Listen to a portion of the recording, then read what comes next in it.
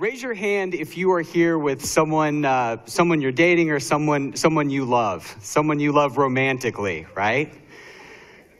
TEDx Huntsville, I want us to show the world how passionate Huntsville can be. Grab that person, or even if there's just someone cute in your aisle, grab that person and give them a great big kiss right now. Go. All right, right. It's ideas we're spreading, people. Calm down, calm down. We're going to switch gears a little bit now, and we're going to ask you to cast your mind back to a darker time in reference to your love, a time when you were with your ex.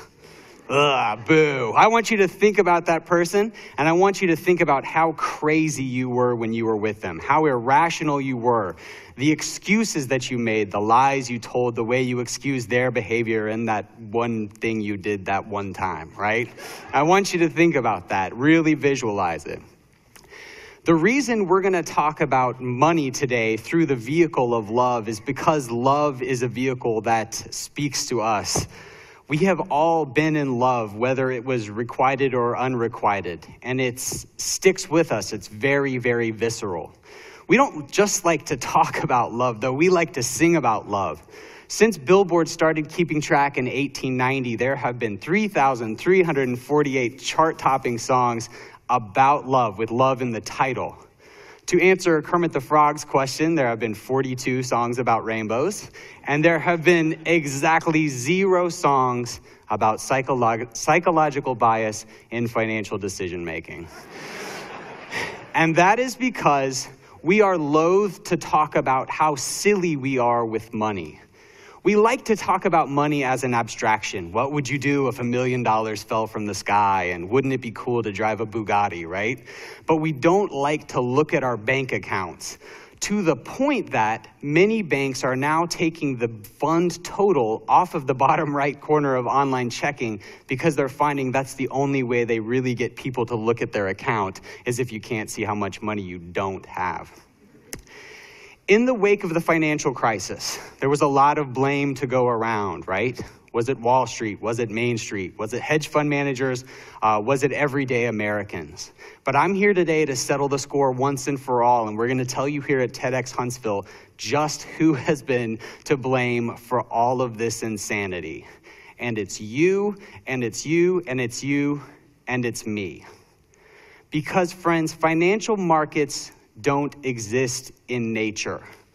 No one has ever picked a perfectly ripe credit default swap or unearthed just the right moist little hedge fund, right? We are the problem. We dream them up and then we screw them up. So we're going to talk about how we can do a little bit less of that today by talking about the common languages of love and finance and the behavioral biases that they share, and we're going to talk about 4 of them today. The first that we're going to talk about is, I won't ask for a poll here, but one I imagine many of you are familiar with, called the I can change them or fixer-upper bias, right? We watched a really compelling video earlier about the power of change, and indeed so much of what is good about humanity is rooted in a desire to make positive changes, to reach out our hand to people in need, or to help make the world a better place. But while this is a remarkably fantastic impulse to have in many arenas of your life, I would suggest to you that love and money are not the place to take this idea, right? But that doesn't stop us. And just like we try and date every fixer-upper within a 15-mile radius of Brigham Young University, say, for instance, a friend of mine, we also bring this decision-making to our financial lives. In fact, I want to talk about a recent study in which people were asked to buy lottery tickets. In the first scenario, they were given any old number, right? 1 through 50, and they were asked what they would pay if someone else chose the lottery ticket for them. 1 through 50, 2% chance of winning. Well, the people decided to pay $1.97. They thought that was the fair price for a lottery ticket that had been randomly assigned to them. But what about when they were given the choice to personally intervene and pick their lucky number? The odds remained the same, still 2%, still 1 in 50. But when people were allowed to try and change the process by picking their own number, they were willing to pay almost $9 for the lottery ticket. Why is it that we are 4 times more willing to pay for a random thing?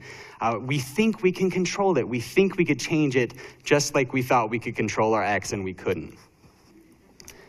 The next tendency we have is to overinvest in things that we use every day, thinking that somehow, magically, our own enthusiasm for the brand and our own participation with that brand is gonna buoy the stock price, right? Think about the Facebook IPO that recently happened and which has been one of the most calamitous ones in recent history. Well, Facebook told us all this was coming, right?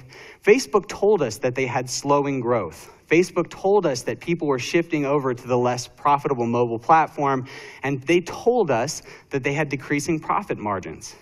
Add to this that Facebook stock was trading at 400% of other sexy high-tech stocks like Google and Apple, and you get a really clear picture of what's going on.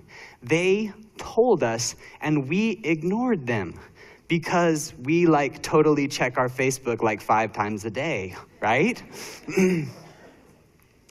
Finally, the last piece of the I can change them bias is the belief that if we work for a company, they're headed big places, right? So I, as HR Generalist 3 at Coca-Cola Company, ought to invest in said company because I'm all that stands between Coke and financial ruin, right?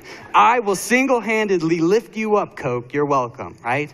These are all things we do. These are all things we do that are rooted in this common bias of I can change them.